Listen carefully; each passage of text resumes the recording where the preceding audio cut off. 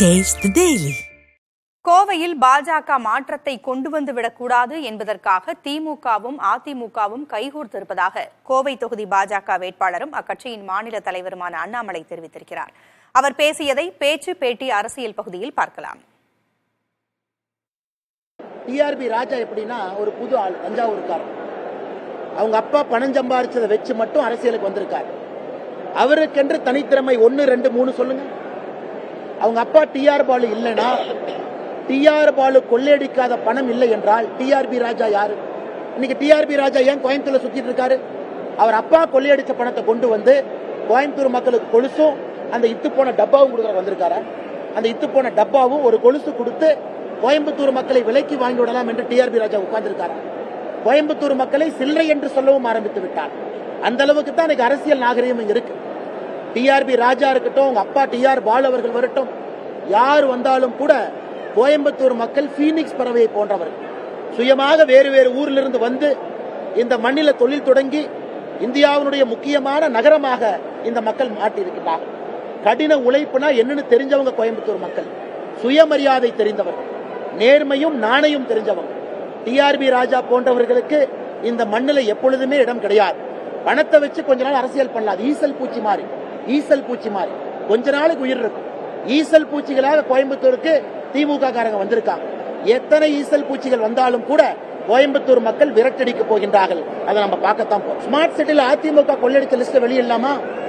40 ரூபா ஃபெனாயில் 400 ரூபா இல்லைங்களா? கார்பரேஷன்ல லிஸ்ட்ல வெளியிடுமா? ஸ்மார்ட் சிட்டிக்கு ஏடிஎம்கே ஃபைல்ஸ் விரைவில் வரும் நான் சொல்ல. இன்னைக்கு தமிழ்நாட்டில் லஞ்ச ஊழலை பற்றி ஏடிஎம்கே டிஎம்கே விடுங்க, என்னை விட பேசக்கூடிய ஒரு ஆளை கொண்டு வந்து நிறுத்துங்க. நீங்க கேட்கிற லஞ்ச ஊழல் கேள்விக்கு நான் பதில் சொல்றேன். எதற்கு கோயம்புத்தூர்ல தனியா நிக்கிறோம்? மாற்றத்தை கொடுக்கிறோம் தான் நிக்கிறோம். கோயம்புத்தூர் மாற வேண்டும் என்று தான் நிக்கிறோம். எதற்கு கூட்டணி போல, எதற்கு தைரியமாக தனியா நிக்கிறோம்? வெற்றி பெற்று மக்களுடைய வாழ்க்கையை மாற்ற முடியும் என்கிற நம்பிக்கை. அது வருகின்ற காலத்துல எல்லா மக்களும் புரிய ஆரம்பித்திருக்கும்.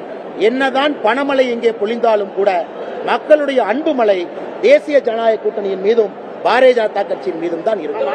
பிஜேபி எங்க இருக்கு கேட்டது யாரு? கலைஞர் கருணாநிதி. பிஜேபி எங்க இருக்கு கேட்டது கலைஞர் கருணாநிதி. இன்னைக்கு பிஜேபி பத்தி மட்டும்தான் அவர் மகன் பேசுறாரு. பல்லு விளக்குனா பிஜேபி, சாப்பிட்டா பிஜேபி, தூங்குனா பிஜேபி, எந்திரிச்சா பிஜேபி. நாங்க பெரிய கட்சி, கோயம்புத்தூர் எங்கள் கோட்டை. திமுகவை பத்தி வாயே திறக்க மாட்டாங்க. காலையிலிருந்து நைட்டு வரைக்கும் பிஜேபி அண்ணாமலை புராணம் தான் அதிமுகவுடைய புராணம். இதுல இருந்தே தெரியலையா அன்கோ போட்டாங்கன்னு? இதை விட உங்களுக்கு ப்ரூஃப் வேணுமா? இதை விட ப்ரூஃப் வேணுமா? 2 பங்காளி கட்சிகள் ஒன்றாக இணைந்து கோயம்புத்தூர்ல பிஜேபி வந்தா மாற்றம் வந்துடும். விட்டுறக்கூடாது. இதே மாதிரி கரப்ஷனுக்கு ஒரு பாலம் கட்டும். இதே மாதிரி குண்டும் குழியுமா ரோட வச்சிருக்கும். எந்த மாற்றத்தை கொடுக்காம அப்படியே ஓட்டிரும். என்னன்னே சொல்றேன், என்னன்னே வளர்ச்சி அவனுக்கு? 10 ஆண்டுகள் வலிமையான அமைச்சர்களாக இருந்து அவர்களை வலிமைப்படுத்திக் கொண்டார்களோ தவிர கோயம்புத்தூர் வலிமை அடைஞ்சிச்சா?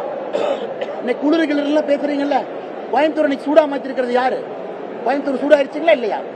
சூடாயிருச்சா இல்லையா? மரத்தை வெட்டி அங்க இருக்கக்கூடிய குளத்தை எல்லாம் தண்ணி எடுத்து கண்டமேனிக்கு கான்கிரீட்டை கொண்டு வந்து கட்டி எங்கே பார்த்தாலும் கான்கிரீட்டை போட்டு இன்னைக்கு கோயம்புத்தூருடைய தட்பவெப்பநிலை 2-3 டிகிரி உயர்த்தி வச்சிருக்கோம். தட்பவெப்பநிலை 2-3 டிகிரி. தண்ணி திண்டாட்டம் இன்னைக்கு இருக்கா இல்லைங்களா?